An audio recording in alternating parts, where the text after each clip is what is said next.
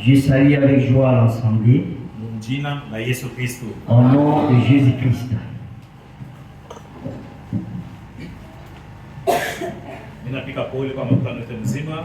Je remercie l'Église tout entière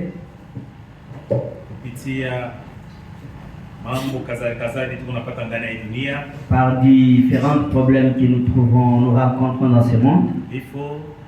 Le deuil, la maladie. Et j'ai dit les condoléances à l'Église. C'est dans le voyage où nous sommes. Et c'est la voie de tout homme. Tout homme qui est vivant, il doit passer par là. C'est pourquoi chacun de nous doit être prêt. Je ne sais pas si c'est aujourd'hui ou demain. C'est la voie de tout homme, tu ne peux pas échapper à cela. Que notre Dieu soit loué. Je vous apporte les salutations de ma famille, les salutations de Frère Mukinda, de Frère Mulongoy, de Frère Chilundika. Ils vont saluer avec joie au nom de Jésus-Christ. Et individuellement, ma fille Rite, elle a dit que tu vas saluer la chorale, y compris son conducteur. Il l'a salué avec joie au nom de Jésus-Christ. Que Dieu bénisse les bergers, y compris avec les anciens, pour les grands amours qu'ils confirment à moi. Sans pour autant perdre le temps, nous nous tenons debout pour lire les sens de chrétien. Nous lisons dans 1er Roi chapitre 17. Verset 1. Mstari ya kwanza. Eli le Tishbite, Eliya Mtishibi, l'un des habitants de Galade, mmoja wakazi wa Galadi, dit à Akab, akimwambia Akabu, l'Éternel est vivant, wa milele ni hai, le Dieu d'Israël, Mungu wa Israeli, dont je suis le serviteur. mwenye mimi ni mtumishi wake. Il n'y en aura ces années-ci, Kuima miaka hakutakuwa ni rosée, wala umeme ni pluie, wala mvua, sinon à ma parole. hata tu mkusema kwangu tena. Wetu Mungu tunasema aksanti Notre Dieu, nous te disons merci kwa kuweza kuchunga kila mmoja katikati yetu, d'avoir gardé et protégé tout un chacun de nous. na kwa hii wakati Et pour ce temps, unetupatanisha pamoja tu nous as réunis juu ya kuabudu wewe pour Mungu mzima. t'adorer toi, notre Dieu. Ndio kwa maana vivant. tunasema jina lako C'est lisifiwe. pourquoi nous disons que ton nom soit glorifié. Wakati tunakaribia Quand hapa, nous nous approchons ici, kila mtu kuna mahitaji que chacun a ses requêtes. na ile atukuelezee Et c'est que nous t'avons même na pas ile kupande relaté. hapa, Et c'est qu'il n'est pas en wewe de unajua la kila chair. hitaji ya kila Toi, mtoto tu yako, connais chaque problème de ton enfant. ujibu kwa kila hitaji ya mtoto yako, Les jours, la requête de ton enfant. wenye kuya wagonjwa. Mungu wetu, Ceux qui sont malades, notre Dieu, Mungu wetu ubatunzi, guéris-les, notre Dieu. hata wale wako vitanda vya Même magonjwa ceux qui sont dans le lit de mort, hawajiwezi tu kufika ils ne hapa. peuvent pas arriver en Mkono Seigneur. yako na mfupi kwa kwa wale Et kwa ta main kutunza, n'est pas pour ni pour ipate guérir kubagusa tout. fasi yote Et beko, c'est là pour se toucher par Bapoke tout maguzo et tabiri qu'il katika jina la reçoive Yesu. la guérison totale au nom de Jésus. na yoyote alingana Et mambo tout celui qui mafasi est en train avec des besoins, apokee jibu kamili. qu'il soit exaucé. Unibariki mimi wa kusema Et bénis-moi qui va pamoja na parler, ndugu y mtafsiri, compris le frère qui va tuongoze sisi m'interpréter. yote na roho yako. Conduis-nous, que nous tous soyons conduits par ton Bariki esprit. kanisa yote mzima, Bénis l'église entière, bariki mchungaji, bénis le péché, bariki wazee, bénis les anciens, bariki watumishi yako. bénis tes serviteurs. Wazi pamoja nasi ibada hii, Commence avec nous ce qu'il fait. umalize pamoja Pour nasi, terminer avec nous. Mungu Yesu Au Kristo. nom de Jésus-Christ. Amen. Amen.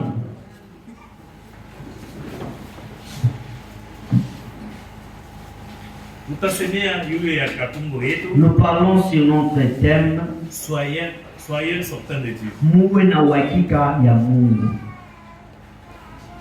Mbele ya kusemea ile tungo, Avant de parler sur ce thème, tutarudia kumkongo, nous retournons un tout petit peu. tuone ni kitu gani kilifanishisha Pouvoir. hii mambo ipate kufika yule Israeli. Qu'est-ce qui a fait à ce que cela puisse arriver sur Israël? Kulikuya sababu Il y avait la cause. ndio ile iliamtrene hii mambo C'est ipate ce kufika qui a Israeli. entraîné ceci arrivé à Israël. Mwili wakati ilikuwa wakati ya Eli. En ce temps-là, c'était l'époque d'Élie. Eli alikuwa nabii. Élie qui était le prophète.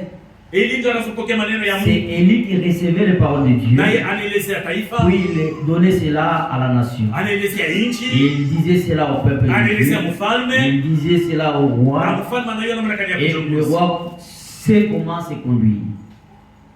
Juu ya nini Eli mtumishi wa Mungu Pourquoi Élie, serviteur de Dieu, alipublie sécheresse Yuda ya Israeli mzima? a-t-il publié la sécheresse sur toute l'étendue? Ilikuwa juu ya méconduite. C'était kukosa kujiongoza mzuri. Na ile méconduite Et ile kukosa kujiongoza mzuri, ilikusa kwanza mfalme. cela a touché les rois. Na mwile wakati Et en ce temps-là, ilikuwa ni wakati ya mfalme Akab. c'était le temps du roi Akab. Akab, alikuwa ni mfalme mzuri sana. il était un bon roi. Akab, ni mtu alikomelea munyumba ya Mungu. c'était un homme grandi dans la maison de l'Éternel. Ikusabele ni kijana Comme c'était un jeune homme alikomelea munyumba qui ya a Mungu. grandi dans la maison de Dieu. Alijua Mungu Il wake. connaissait leur Dieu. Alijua Il mafundisho savait, il était instruit de ya Dieu, kanisa yake. de leur église. Maana yake C'est-à-dire, ikusabele mtoto c'est kidogo comme un jeune homme anazalika ndani ya mji. né dans le message.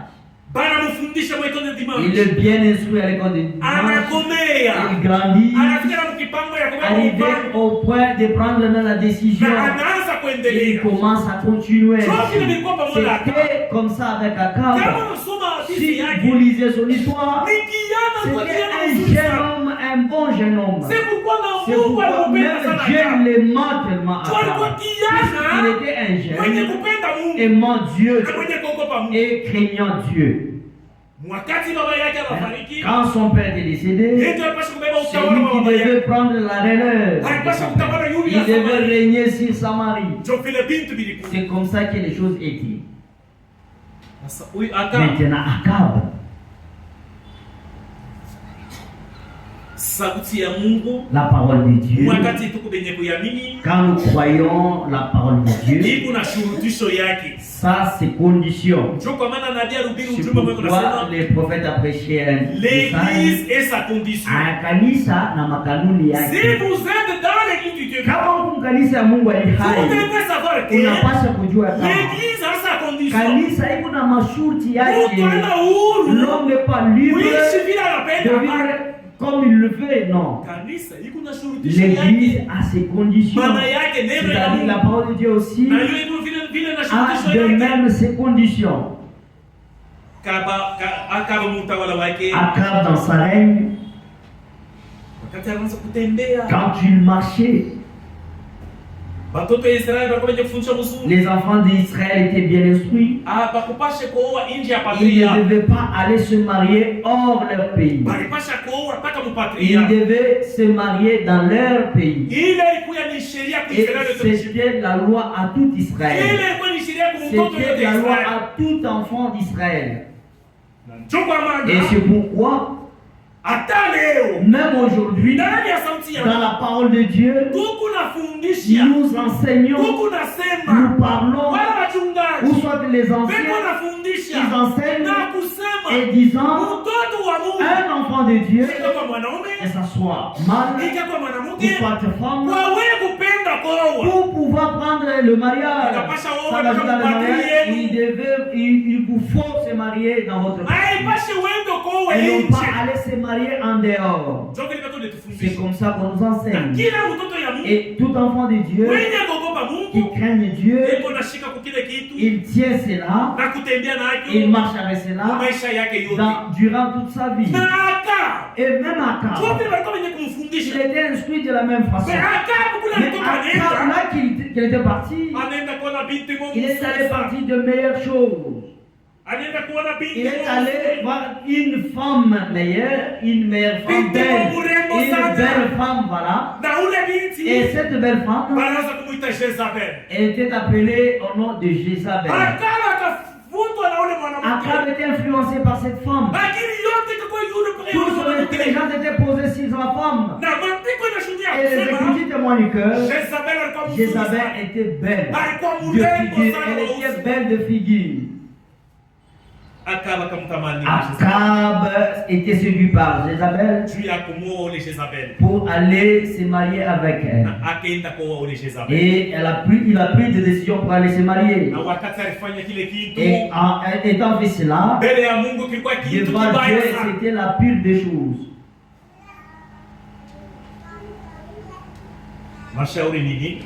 Qu'est-ce que les conseils? Il y a des gens qui s'étaient mariés ne sachant pas la parole de Dieu. C'est mieux. Dieu le pardonne, le justifie. Dieu le pardonne. Le mal, c'est quoi? Toi qui connais ce que dit la parole de Dieu, ce que dit la parole de Dieu, et ce que la parole de Dieu te dit. Quand tu n'as compris pas cela, tu fais un pile de choses devant Dieu.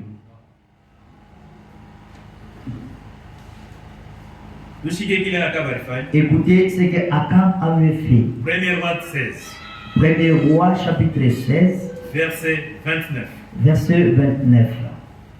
Akab fils d'Omar, Akab mwana wa Amri, régnant sur Israël, hakatawala juu ya Israeli la 38e année d'Asa, mwaka wa 38 ya kulikuasa, roi de Juda, mfalme wa Yuda. Akab fils d'Omar, Akab mwana wa Omri, régnant 22 ans sur Israël à Samarie. Akatawala miaka 22 kule ku Israeli na Samaria. Akab fils d'Omar, Akab mwana wa Omri, fait ce qui est mal aux yeux de l'Éternel, akifanya kilicho kibaya kwa macho ya wamilele, plus que tout ce qui était devant lui. Mbele ya wale wote walikuwa mbele yake,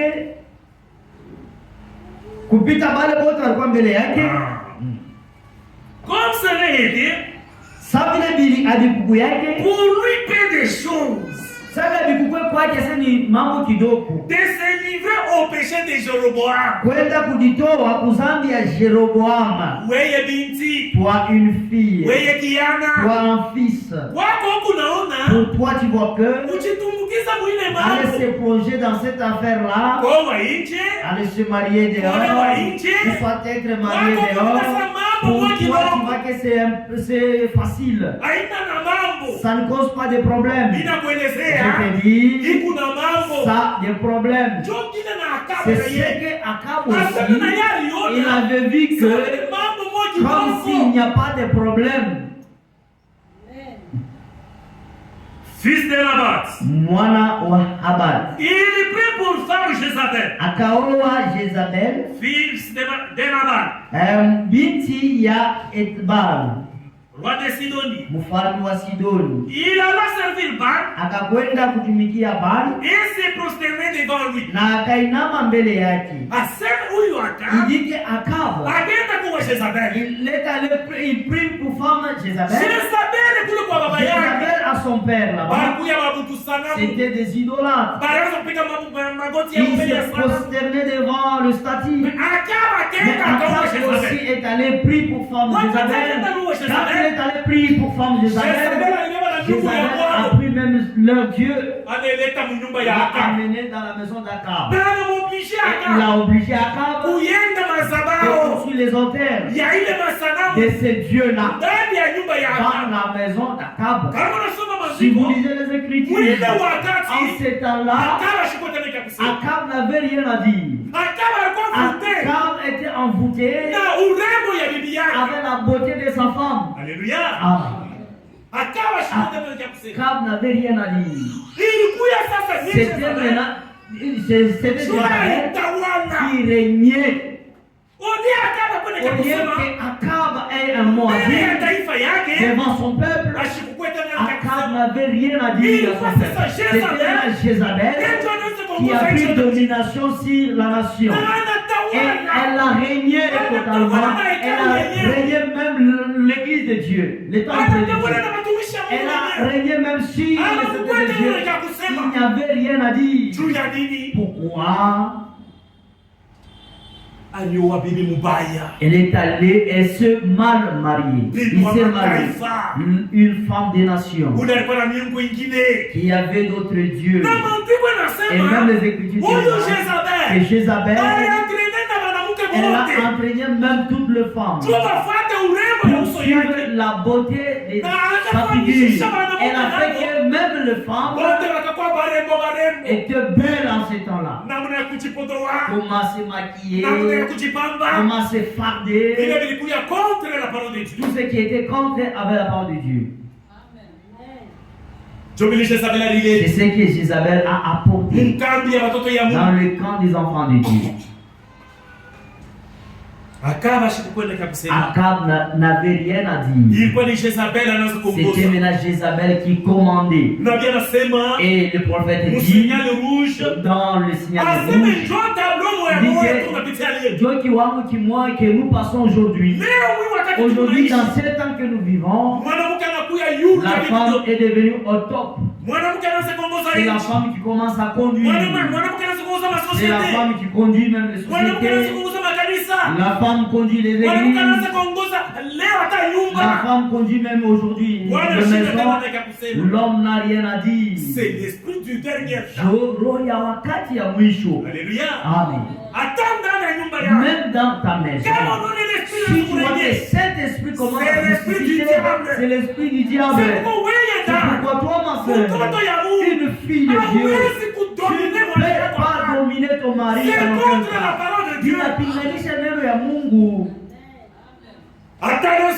Même aujourd'hui, la science témoigne de la parité. C'est contre la parole de Dieu. Ce n'est pas la parole de Dieu. C'est la chose qui est arrivée ce jour-là en Israël. Quand Dieu a dit cela, Dieu du ciel s'est attristé. Pourquoi Akab peut abandonner, laisser sa femme étant en commandant toutes choses? Je vais frapper Akab et tous les hommes seront frappés. Qu'est-ce que sa femme a fait? Verset 32 du chapitre 16. Verset 32 du verset 16, premier roi. Il est élevé un hôtel de Baal. Akainuka mazabao kule kubal dans la maison de Baal, katika nyumba ya Baal qu'il a bâti à Samarie. Ni alijenga ku Samaria. Il fit une idolâtrie. Akafanya sanamu moja kule kwa Astrate. Et Akab fut pris encore que tous les rois qui avaient régné sur Israël. Na Akab akafanya kusema wale wafalme wote walitawala Israeli. Qui avaient régné avant lui. Wale walitawala mbele yake. Pour irriter l'Éternel, le Dieu d'Israël. Pia kumshirikisha kwa milele Mungu wa Israeli. Asema Akab alifanya kitu kibaya. Akab avait fait le pire des choses. Kupitia wafalme wote watawala juu ya Israeli. De plus que le roi qui avait régné avant, à partir de la chose qu'il avait fait, Dieu du ciel s'est mis en colère. Quand Dieu s'est irrité, c'est là qu'il a appelé son serviteur. Et quand il appelle à son serviteur, il dit, allez parler à ces hommes-là. Dans 3 ans, il n'y aura ni pluie, ni rosée, sinon à ma parole. Élie n'avait pas la crainte. Élie a quitté. Il a perdu Jézabel. Un vrai serviteur de Dieu, il n'a pas peur. Même s'il faut les décapiter, comme c'est la parole de Dieu. Élie a quitté. Quand il s'est rencontré avec Akab en le voyant, il dit Élie, tu vois comment tu troubles Israël. Élie le regarda. C'est toi qui troubles Israël avec ta femme Jézabel, avec le Dieu de chez eux. Et puis, dans 3 ans, voilà le rosé. Sinon à ma parole. Kama si asema. Élie connaissait son Dieu. Il savait où il s'était né avec son Dieu. Il savait ce qu'il a cru, comment était sa foi. C'est pourquoi c'est malheureux aujourd'hui. C'est pitoyable aujourd'hui quelqu'un qui a cru ce message. Ana mwenye kuhakikishwa avec ce message tu l'as cru. Pour lui, il va que le message. C'est comme il était dans les dénominations. Comme s'il était dans l'église catholique. Est-ce que réellement cet homme il a cru? Quelqu'un qui a cru,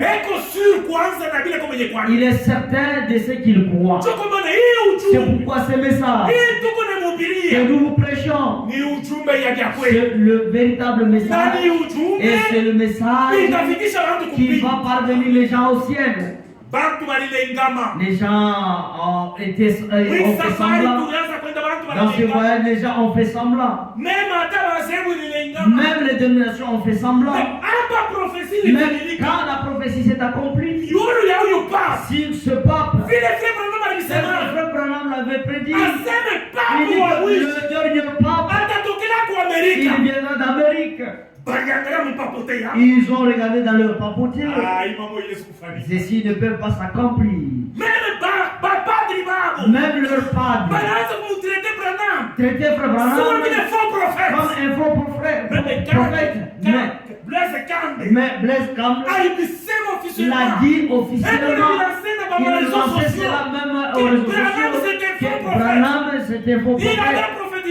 Alitabiri kusema upapu wa mwisho atatuja kule kwa Amerika.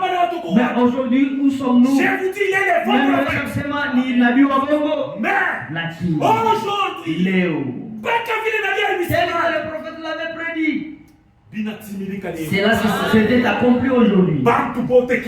Tout le monde s'est tu. Les serviteurs de Dieu, tous les serviteurs de Dieu qui se sont plaints dans ce monde, tous se sont tus. L'unique a témoigné que tout comme na mashukuru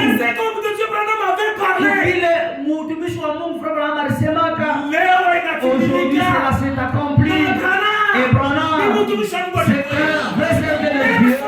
Ata ujumbe yake ni ujumbe ya kweli qui va parvenir les gens au ciel. Amen. C'est pourquoi si nous prêchons, ce ne sont pas des histoires, non, mais ce sont des réalités. Aujourd'hui, nous n'avons pas le temps, mais si Dieu le veut, nous allons donner le mise au point concernant la papauté. La prédit clairement, la dit clairement, aussi de même la parler. C'est pourquoi ce message, c'est le message réel.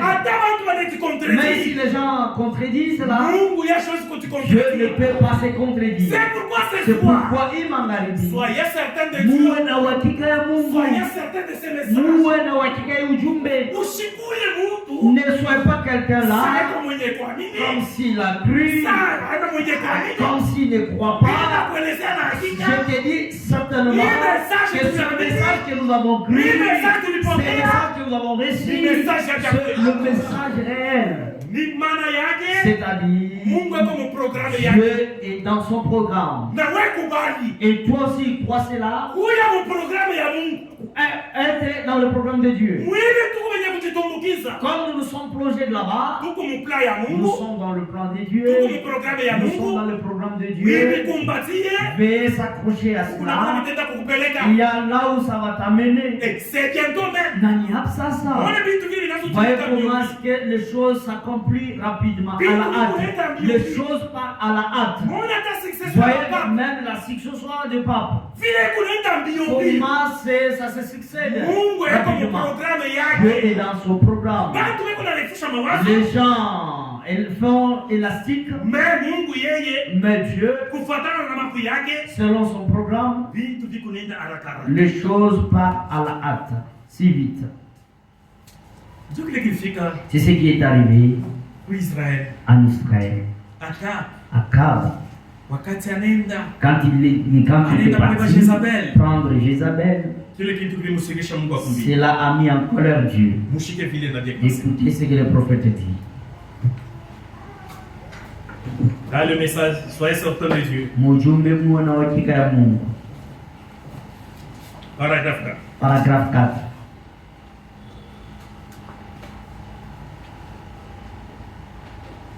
Akab régnait alitawala à l'époque mwile wakati sur Israël ou Israeli yote. Il fut le plus méchant des rois sur Israël. Alikuwa mfalme mubaya kwa Israeli. Aucun roi n'a été méchant comme Akab. Na kukuwa mfalme alikuwa na roho mubaya sana ya Akab. Et pourtant, japo il était un homme bien instruit. Alikuwa ni mtu mwenye alifundishiwa mzuri. Il connaissait la parole de Dieu. Alijua neno ya Mungu depuis son enfance. Tangia mtoto wake. Mais il a voulu plaire aux hommes. Lakini alipenda afurahishe bantu plutôt à Dieu kuliko Mungu. Voyez. Unaona ce qui t'est arrivé après. Ndio kile kilifika nyuma ya hili. Paragraphe 5. Paragraphe 5. Et puis, na kisha lors de son mariage, wakati ya ndoa yake, au lieu d'épouser parmi son père, ule ya kuoa baba ndugu yake, il est allé chercher un pécheresse. Anaenda kutafuta kwa mpagani, mtu wa dhambi, mtu wa kuabudu sanamu, qui adorait les idoles. Mwenye alikuwa anaabudu masanamu. Il épousa Jézabel. Akaoa ule Jézabel. Pour lui, kwake yeye, selon la royauté, kufuatana na ufalme, il n'y avait pas de problème. Hakukuwe mambo. Paragraphe 8. Paragraphe 8. Voyez ce qu'il a fait. Munaona kenye kile alifanya. Il a introduit l'idolâtrie. Aliingiza kuabudu kwa sanamu dans toute la nation. Kutaifa yote. Dans tous les peuples. Kubantu bote. Parmi les prêtres. Kadiri ya prêtres. Parmi les ministres. Kadiri ya matumishi. Tous ont succombé à cela. Bote baritiishwa kukile. Et tous ont cédé à cela. Na bote baribebewa na ile. Même les ministres. Hata batumishi. Il n'y avait pas à dire. Hakukwe kitu cha kusema. Sababu c'était l'âge de la femme. Ilikuwa ni kizazi cha mwanamke. Même les ministres. Hata batumishi. C'était maintenant mwanamke. C'était maintenant la femme. Et wakati analenye. C'était maintenant l'époque de la femme. Tous se sont succombés à cela. C'est ce qui a fait que le Dieu du ciel puisse s'irriter énormément. Et qu'il puisse envoyer l'équipe en Israël. Élie est l'offrande de la farine. Mon prochain Élie est l'offrande de la farine.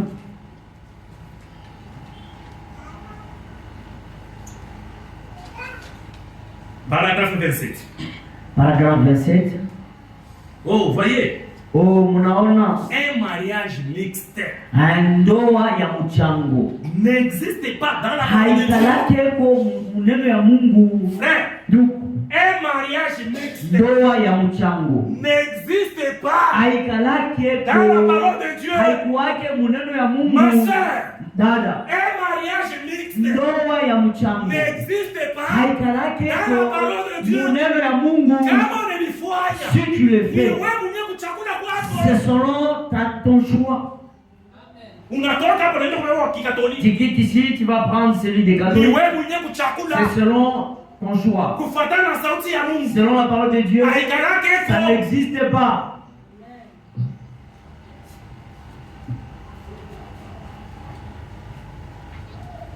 Cela n'a jamais été heureux.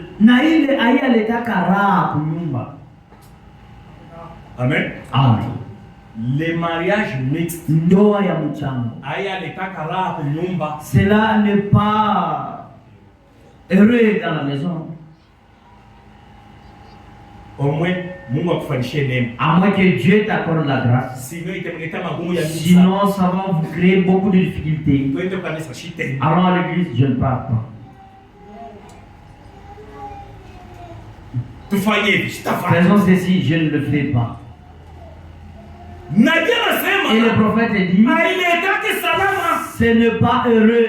Qu'est-ce qui se passe dans les mariages? Nini kunapita mundoa ya mchango. Soit l'homme Saa zingine ni mwanaume doit tirer la femme de son côté, anapaswa kukokota mwanamke bibi yake kungambo yake, wala ni bibi na yeye ndio atakokota bwana kungambo yake. C'est ce qui se passe. Ndio ile kunapitikana mwili ndogo.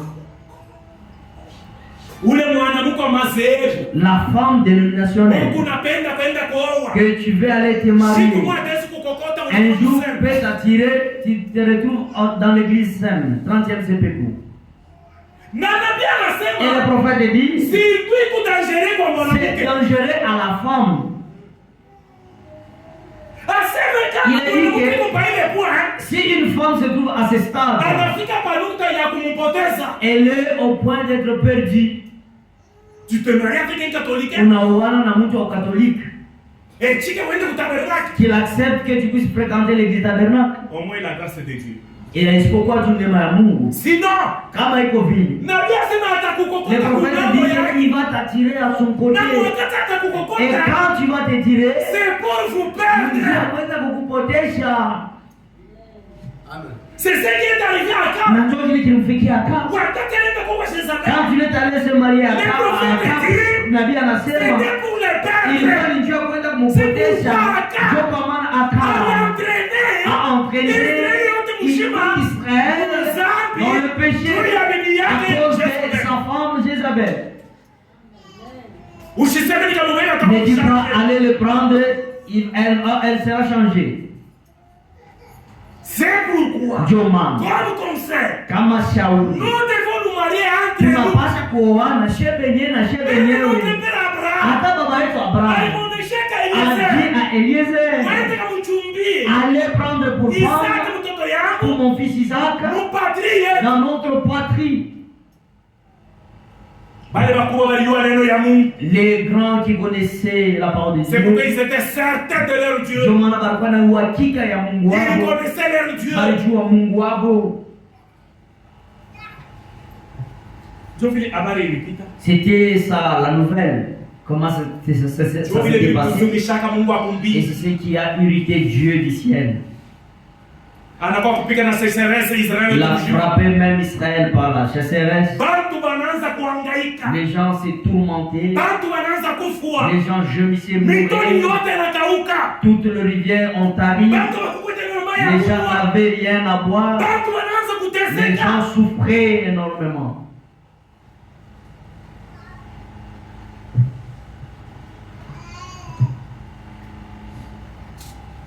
Akab. Mubile yote yeye kuonesha hakuna Dans kitu. tout cela, il voyait qu'il n'y a même pas de Ndio problème. condition leo tuiko ndani ya C'est dans hii. cette condition que nous sommes aujourd'hui. Quand il a introduit l'idolâtrie, Wakati aliingisha kuabudu kwa sanamu, Dieu s'est fâché. Mungu alishirika. Pour nous dérouler, vous prenez roi 17. Revenons dans 1er Roi, chapitre 17, Verset 2. verset 2. L'Éternel fit adresser la parole à Élisée. Bwana wa milele akamwambia Eliya neno hili, Pars d'ici, toka hapa dirige-toi vers l'Orient na uende kule mashariki et cache-toi na ufichame près des torrents de Kérit, kadiri ya mto wa Kerit qui est en face du Jourdain. yenye kuwa pembeni ya Yordani. Tu boiras l'eau du torrent, Wewe utaanza kunywa maji ya kile kijiti, et j'ai ordonné au corbeau de te nourrir na là. ninaleta amri kwa kunguru apate kukulisha kule. Il part.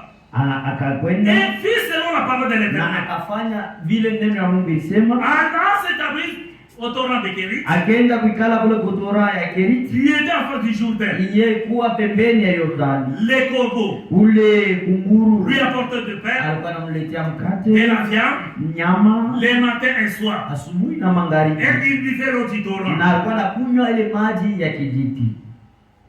Mungu ashachake mtoto yake. Dieu n'abandonne pas son enfant, Hata kukwe mfuruko chini. même si qu'il y ait des troubles comment, Mungu hawezi kuacha Dieu mtoto ne yake. peut pas abandonner son enfant. Hata wewe. Même toi, Hata mimi. même moi, Kama miko mtoto ya si Mungu. je suis un enfant de Dieu, Mungu ya kusema sache-le bien Mungu que hasiwezi Dieu kukuacha. ne peut pas t'abandonner.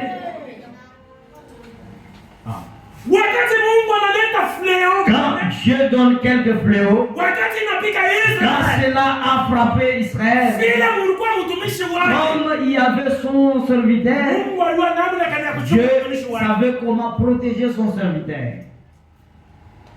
C'est ce qui se passe dans ce monde. Vous voyez beaucoup de choses, beaucoup d'histoires qui se passent dans le monde. Vous voyez beaucoup d'épidémies ou des fléaux qui frappent le monde. Mais Dieu du ciel protège ses enfants. Amen. Vous voyez les temps de Covid, bon nombre sont morts, mais Dieu du ciel nous protégeait nous et il combattait pour nous, il vaincu pour nous, que tout homme puisse faire cette expérience selon sa vie. Vous voyez c'est combien de choses qui t'arrivent, mais quand tu es un enfant de Dieu, Dieu sait comment te donner la victoire.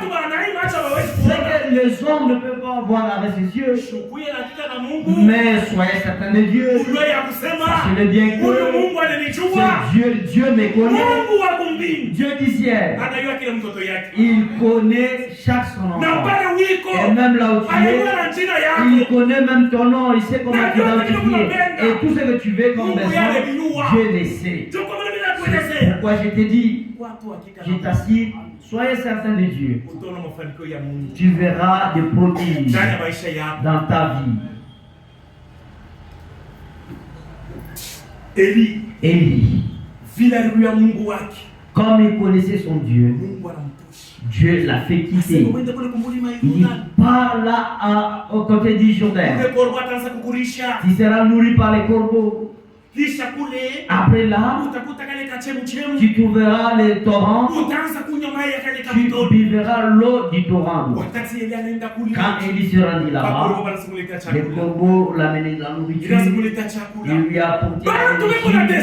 Les gens souffraient dans la cité, mais lui de ce côté, il vivait normalement. Il mangeait comme il faut, il vivait comme il faut. Pourquoi?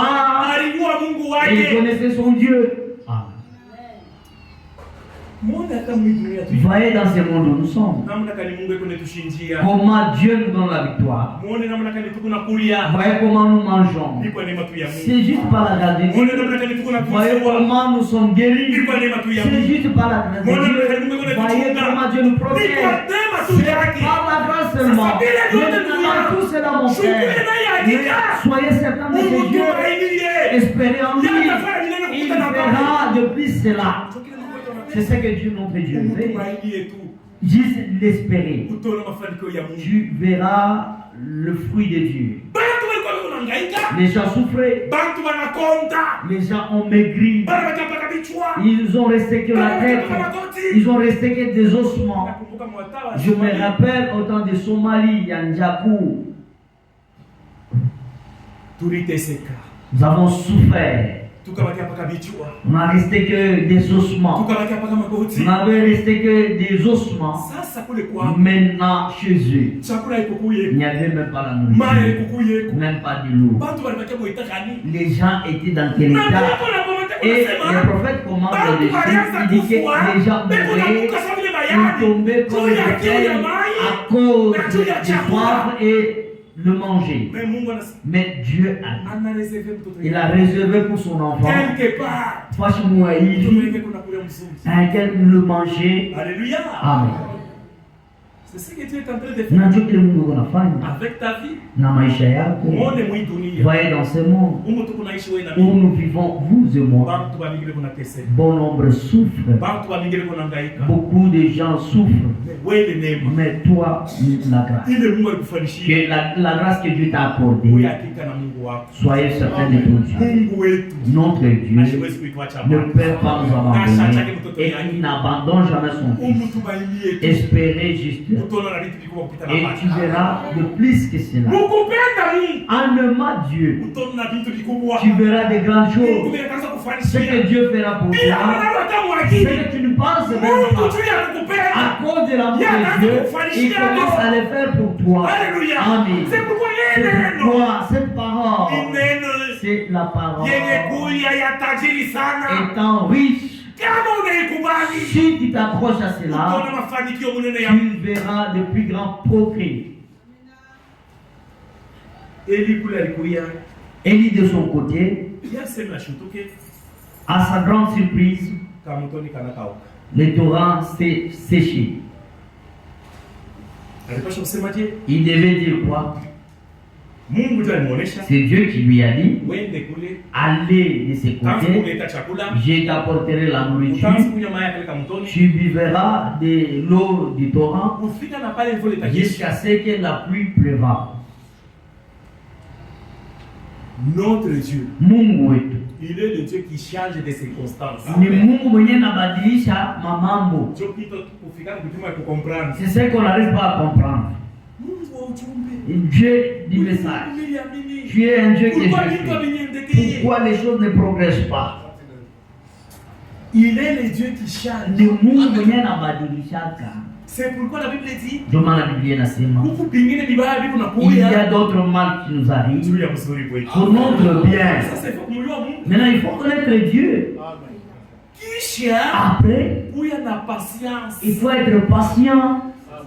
C'est pourquoi le Swahili dit ce n'est pas la bénédiction, se précipiter n'est pas la bénédiction. Dieu t'a béni à Tenke. Tu ne considères même pas Tenke. Tu quittes Tenke pour aller quelque part. Quand Dieu t'a béni, c'était pour la cause, pour quelque chose. Dieu sait pour quelle raison il t'a béni. Peut-être c'est pour soutenir le serviteur de Dieu dans leurs difficultés qu'ils ont parcouru il y a longtemps. Et le prophète dit, les choses que Dieu fait, il place un homme à côté pour quelqu'un pour l'aider. Maintenant, les choses qui nous sont difficiles, c'est de découvrir que la personne qui est à côté de moi, c'est Dieu qui me l'a donné. C'est ce qui nous est caché. C'est pourquoi on a voulu quoi ça.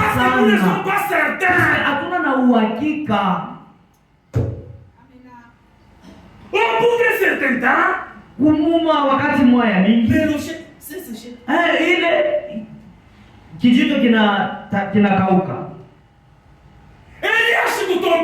Élie n'a pas murmuré. Élie ne s'est pas tracassé. Élie, c'est le type de l'épouse. C'est pourquoi épouse, il va quitter le monde. Il va passer par des secousses. Et un enfant de Dieu, il n'a pas la foi Yashibo Kipimo. Ça n'existe pas. Toutefois, est éprouvé. C'est Dieu qui lui a dit. Allez là-bas. Et là, tu seras nourri. Tu vas boire. Je sais que la pluie tombera. Au bout d'un certain temps, le torrent s'est séché. Élie a passé aussi dans les secousses. Mais la quille. Il se tue. Si tu vois que les choses ne progressent pas, reste calme pour un temps. C'est un grand secret pour les enfants de Dieu. Et non pas murmurer. Allez relater cela aux hommes. Et nous ici, c'est difficile. Mon mari a été licencié, nous ne savons pas comment ça va vivre. Ma sœur ne fait pas cela. Reste calme.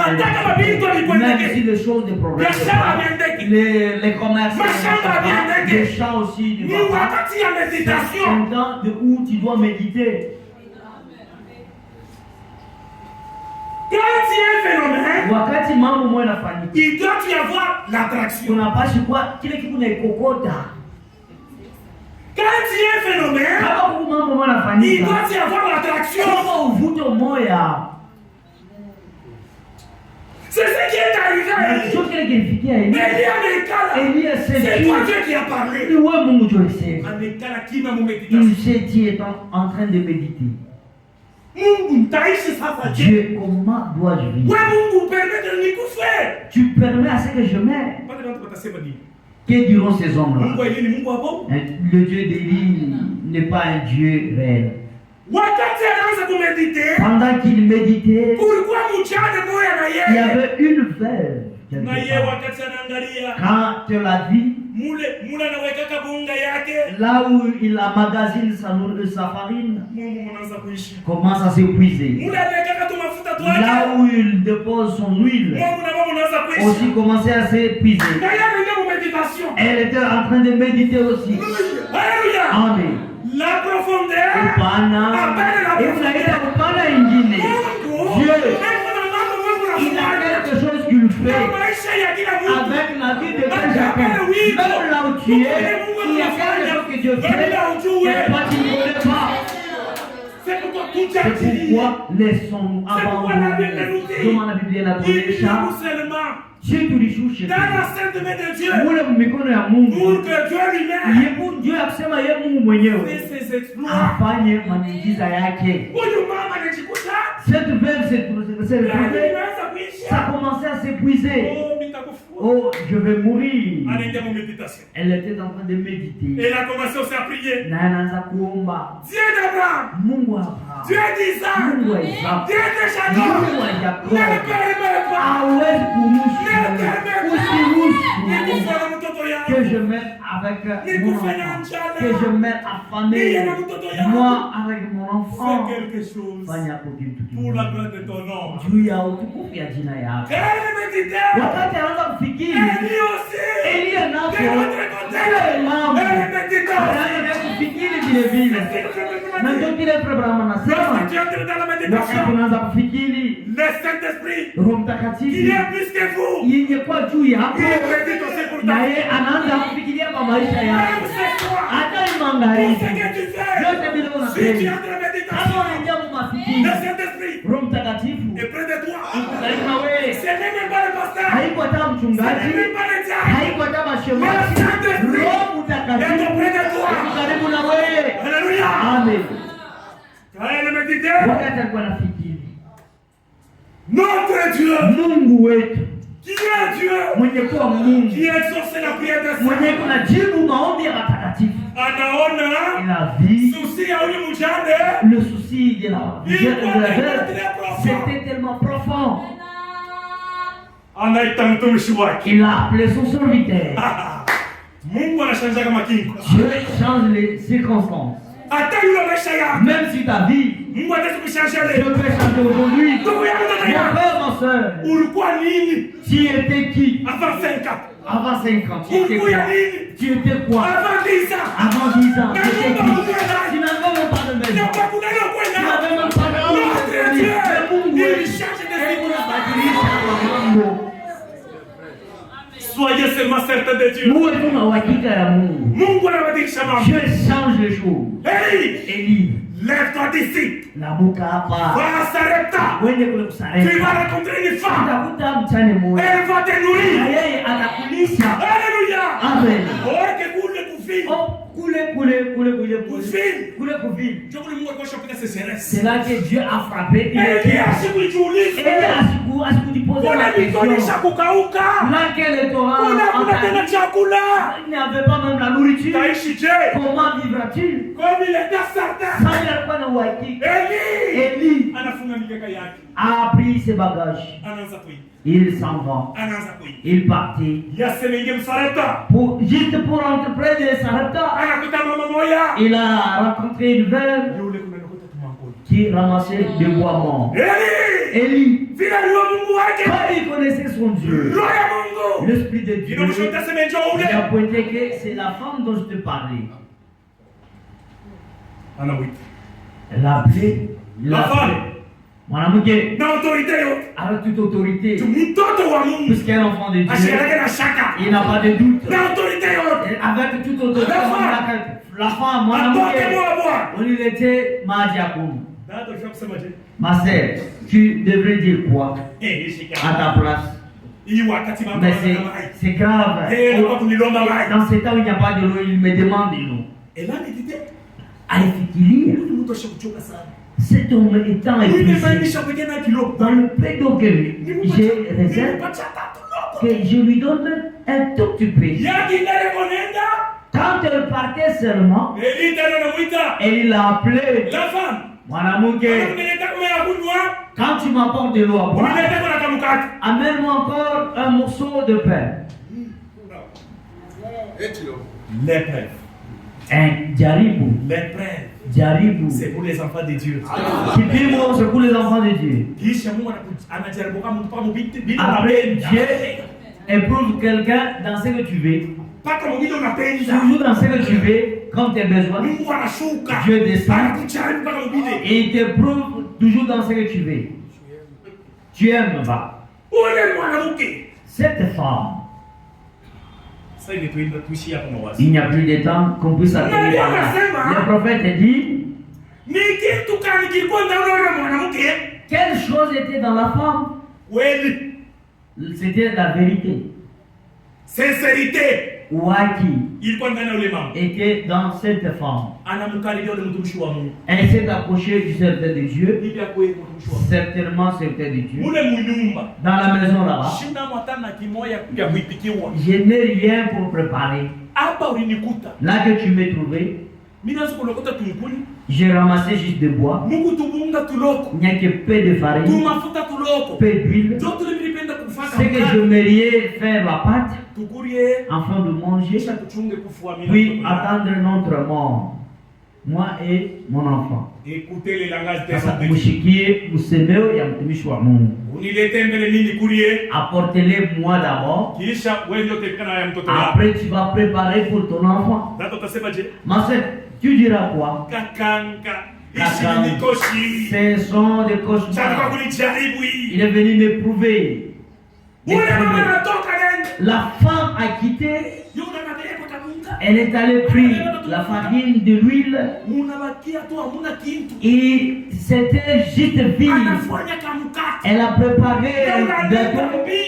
Là, elle courait vite pour donner au serviteur de Dieu.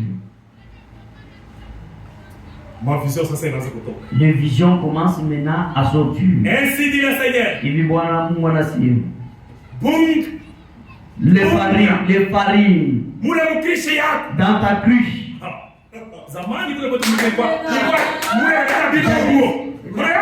Vous connaissez du bungo? Les grands cruches là. C'est là qu'on réservait la farine.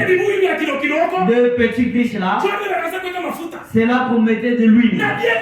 Et le prophète témoigne que pour préparer le gâteau, il a pris ce cruche, il l'a placé pour qu'il y ait un peu d'huile. Mais le serviteur de Dieu lui dit, il dit voilà mon manasema, le farine ne terminera pas et l'huile ne manquera pas dans ta cruche. Elle est rentrée. Que je puisse aller encore. Pour ce qui sortira, que je puisse préparer seulement cela pour manger. En partant avec courage, avant de soulever la cruche là, avant d'aller le soulever, la cruche d'huile était pleine aussi. Soyons certains de Dieu. Si nous sommes certains de Dieu, il y a ce que Dieu fait dans la simplicité.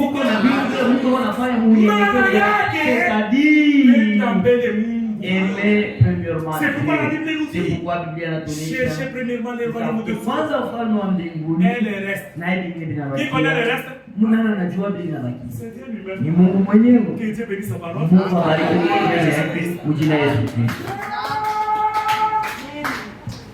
Amen.